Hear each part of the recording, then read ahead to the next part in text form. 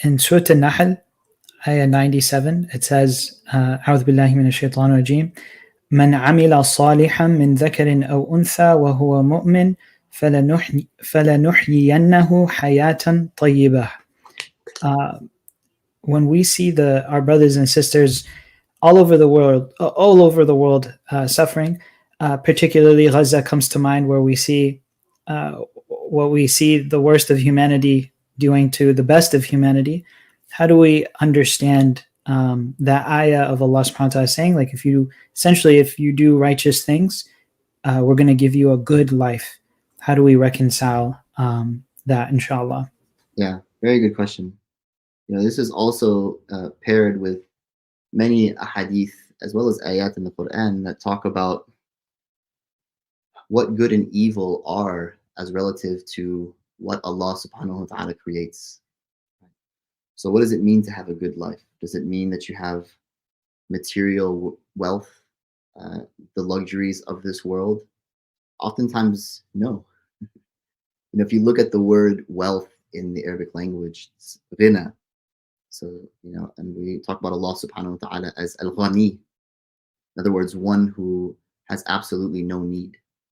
So ghina, wealth, in terms of our paradigm, is actually one who is free of many needs. And oftentimes what you find with people that have a lot of material wealth is that their needs continue to increase. And so it's all a test. The luxuries that we have been given, as a matter of fact, can also be a massive test, and they are.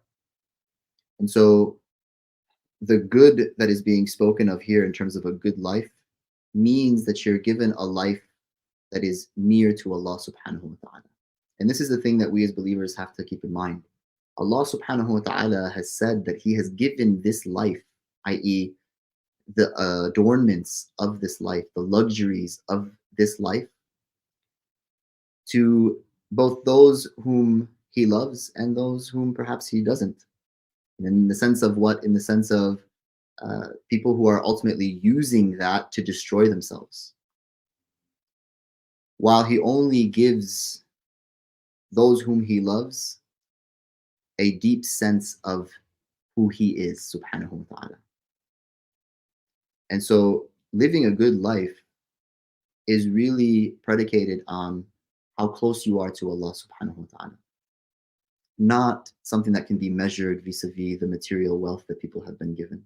Because as we're seeing right now, material wealth cannot buy you the type of support that you may want in terms of trying to further your objectives. The whole world right now is looking at what's occurring by the Israelis and their army, and recognizing the evil, the profound evil that has come from them.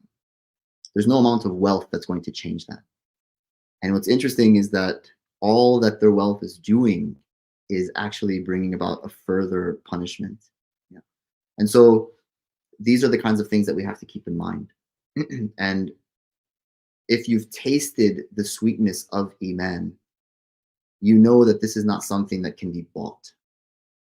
And that's really what we're after. We're after living lives where the dunya becomes put in its proper place, i.e., it's low, dunya, as in contrast to the life of ulya, which is in the next life, the life ultimately that is with Allah subhanahu wa ta'ala, and the believers and the martyrs and the prophets and the messengers and the awliya. We ask Allah subhanahu wa ta'ala to make us of them. And inshallah, we catch a little bit of a glimpse of that in this life. That's a good life. That's the life that we aspire for. Wallahu ta'ala a'la wa a'lam.